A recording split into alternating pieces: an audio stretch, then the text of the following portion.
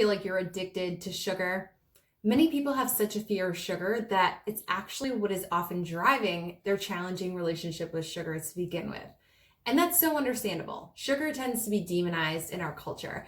And because of that, we tend to give sugar lots of power over us. We put it up on this big pedestal, not intentionally, of course. We hear that sugar is bad and that we shouldn't eat it and it'll make us fat, it will rot our teeth.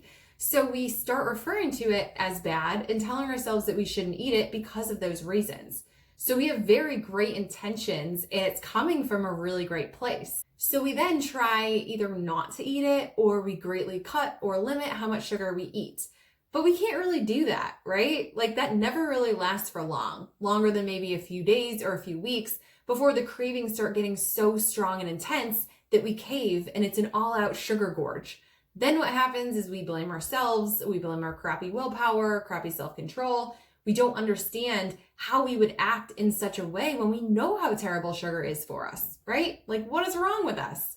So that's where we tend to renew our promises to ourselves. Like, all right, you had your fun, you enjoyed all the sugary goodness, but that is the last time. Starting on Monday, no more sugar. Until days or weeks later, the exact same thing happens again, right? We try to limit it, but we can't. So we eat it, and then we self-reject, and then we binge, and then we try to limit it again. And then ultimately we cave and we have it. And this cycle can last a lifetime. And it ultimately crushes us and it drives us to eat so much sugar in the meantime. Can you relate to that? Just because it is not ideal to eat lots and lots of sugar does not mean that the solution is to demonize it. While that type of approach kind of makes sense on an intuitive level, also based on what we've been exposed to and taught from diet culture, food rules, and all of those things, it does not work sustainably.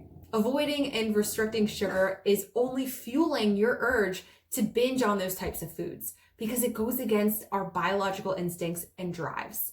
As humans, we are hardwired to like sweet things. We cannot fight our own biology for long and be successful at it.